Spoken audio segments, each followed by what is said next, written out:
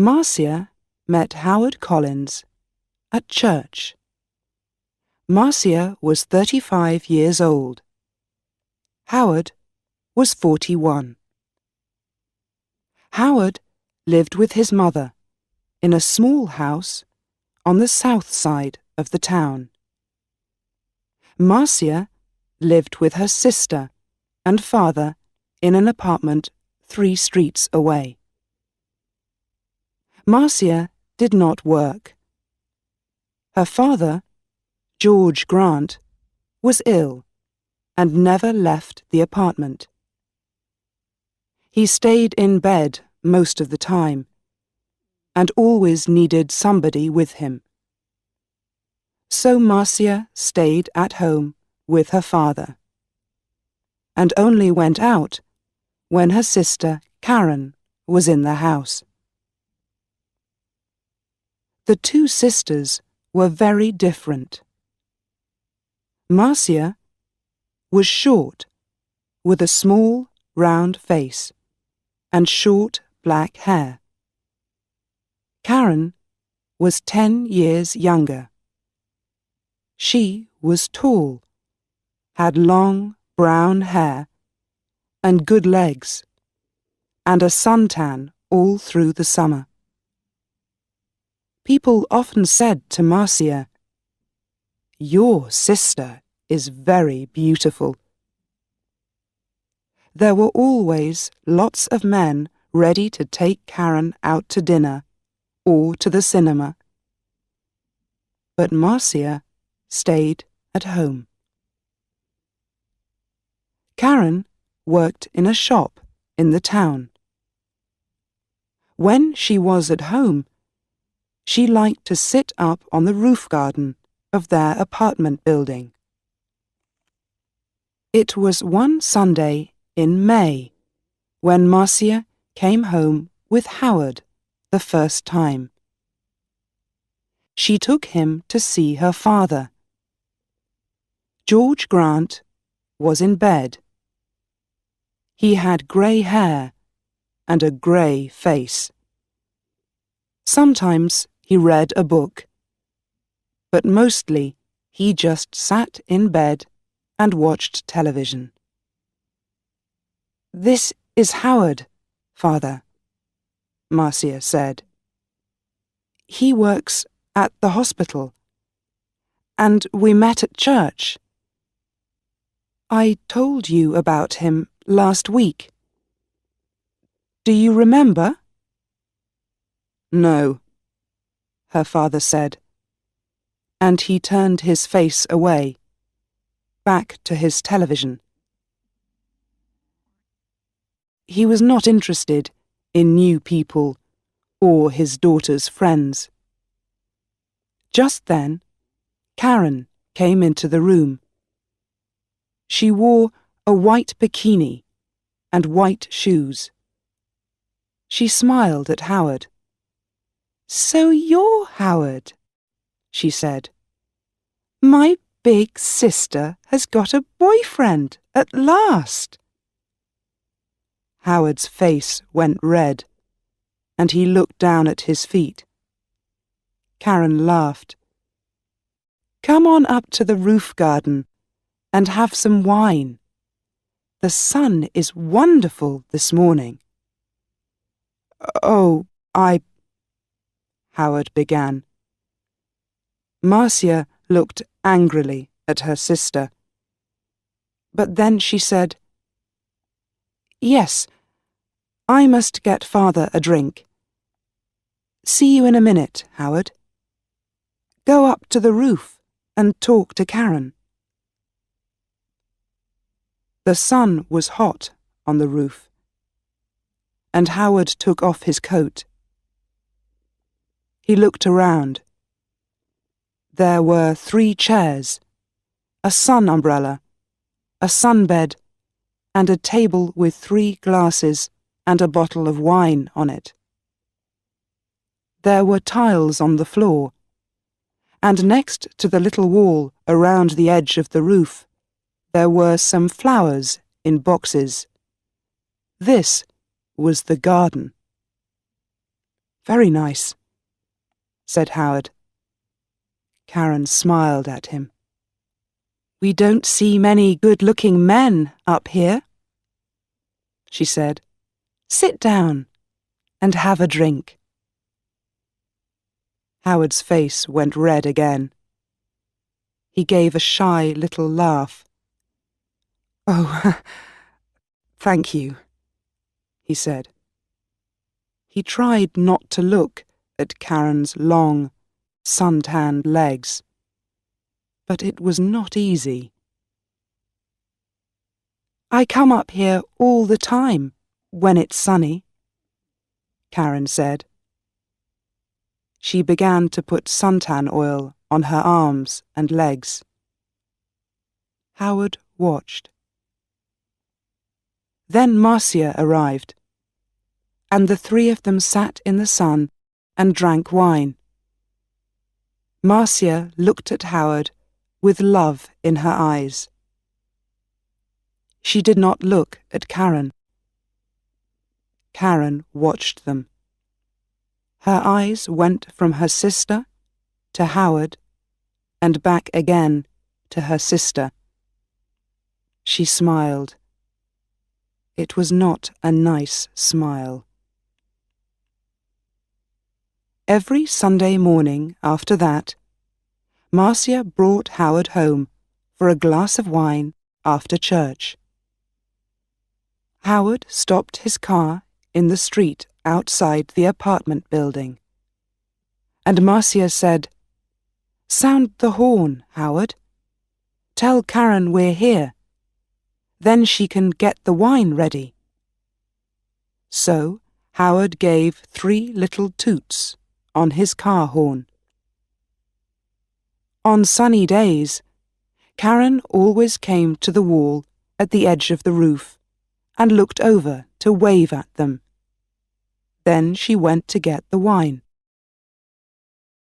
She always wore her bikini, or a very short skirt. Marcia never wore short skirts or a bikini. "My legs are too fat for bikinis," she told Howard. "Your legs are very nice," he said shyly. One day in June, Karen asked Howard, "What time do you finish work, Howard?" "About 6 o'clock," he said. "Could you bring me home after work?" Karen said. "My shop's very near the hospital. You drive right past it. And you only live 3 streets away from us." "There's a very good bus," said Marcia quickly. "It stops outside our building." "But the bus is so slow," Karen said. "Please, Howard." Howard looked from one sister to the other.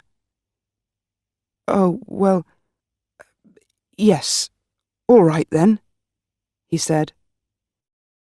"Thank you," Karen said, and gave him a quick kiss. So, every evening, Howard drove Karen home. On the first Friday, they were an hour late.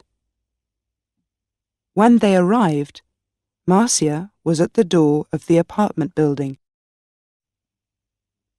"What happened?" she asked. "Why are you so late?" "There was an accident," Karen said. 3 cars, all across the road. On that hill by the cinema, you know. We couldn't get past. We couldn't go back. There were so many cars. Nobody could move." Howard said nothing. It was a long, hot summer that year.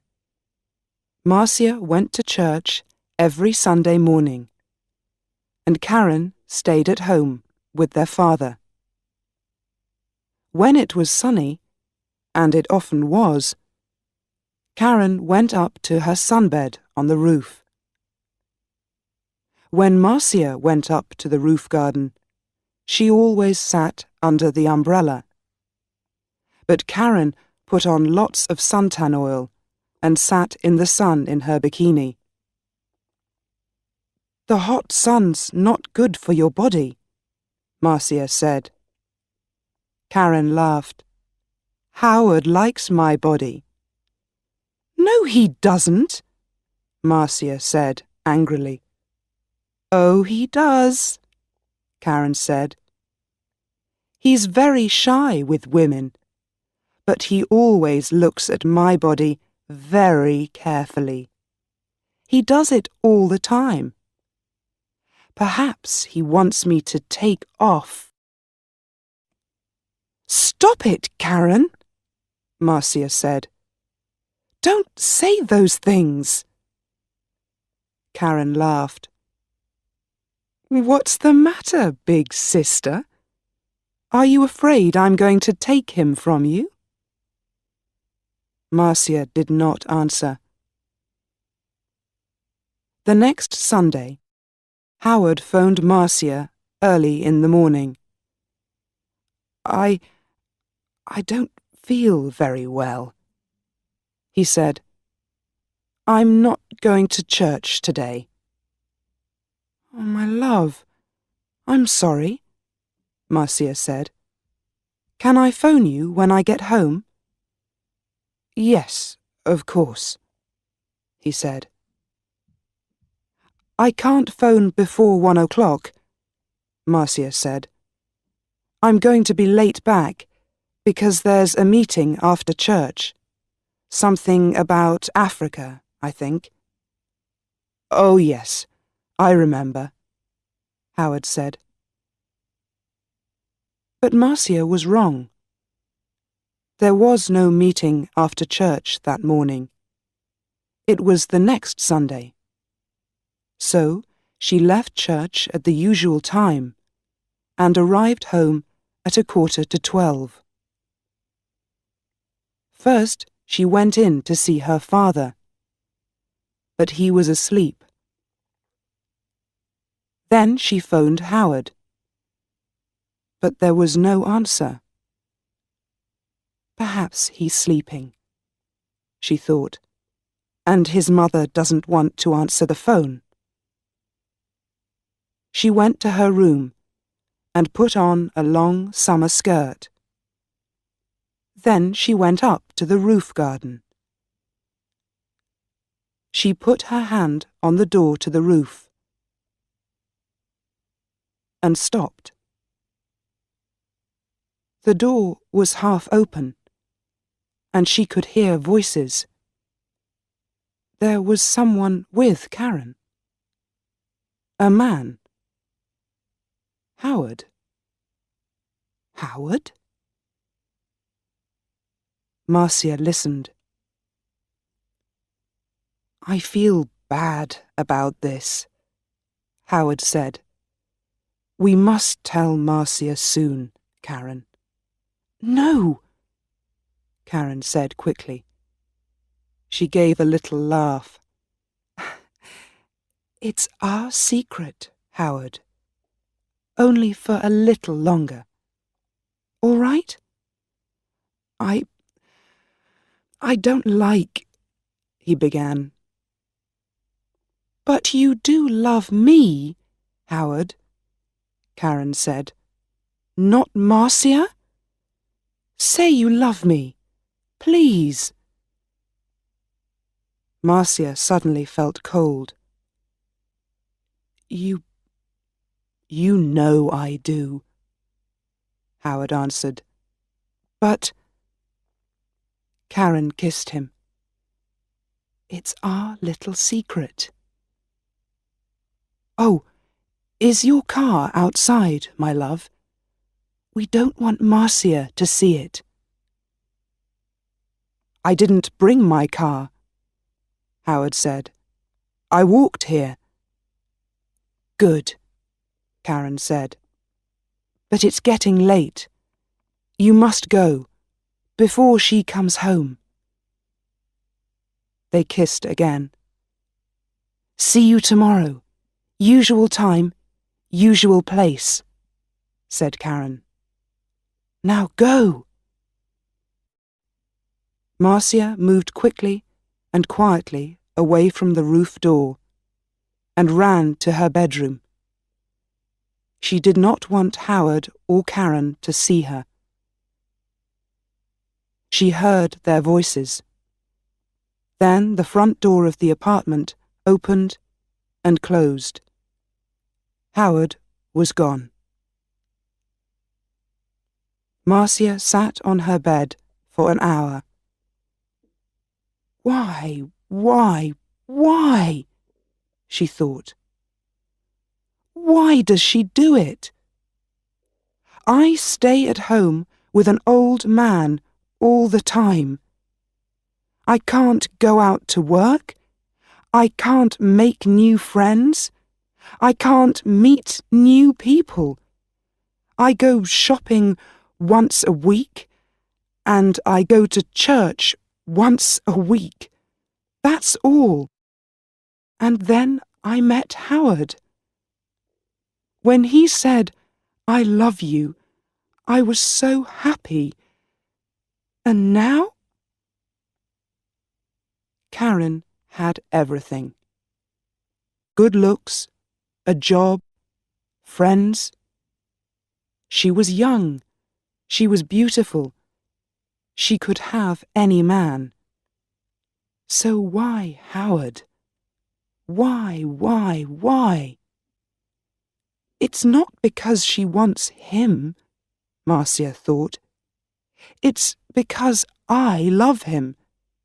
It's because she doesn't want me to be happy. But you do love me, Howard, not Marcia? You know I do. Was it true? Did Howard love Karen and not her? No. He saw only the beautiful, sun-tanned body. He didn't know her. She's not going to have him, Marcia thought. Every evening that week, Howard drove Karen home after work. And every evening, they got later and later. The next Sunday, Marcia didn't go to church. "I've got a bad head," she told Karen. "I just phoned Howard and told him. And he's coming here after church, as usual. I'm going back to sleep for an hour or two." And she went into her bedroom and shut the door. Later in the morning, when Karen was with their father, Marcia went up to the roof garden. Karen's bottle of suntan oil was on the table, and Marcia smiled. When Karen came up to the roof, Marcia was in her chair under the umbrella, with a book in her hand. "Oh, is your head better?" Karen asked. "Yes, thanks," Marcia said. Karen wore her bikini, a new yellow one. She opened her bottle of suntan oil. "Oh, there's not much here," she said. "I must get some more." She began to put some oil on her legs. 20 minutes later, Howard stopped his car in the street below. Up on the roof, Karen and Marcia heard the usual 3 little toots on his car horn. "He's here!" Karen said excitedly. "Your man's here, big sister." and she laughed. Yes, Marcia thought. My man, not yours, Karen. Karen jumped up from her sunbed. She ran to the wall at the edge of the roof to look down and wave to Howard. She had no shoes on, and at the wall her feet suddenly slipped away from under her. She cried. She fell forward and put out her hands to grab the wall. But the top of the wall was slippery too. Her hands could not hold it, and slipped away, off the wall, over the edge. And her body went on too, over the edge of the wall, and down, down, down, down. Before she hit the ground, she knew. Slippery. Suntan oil. Marcia.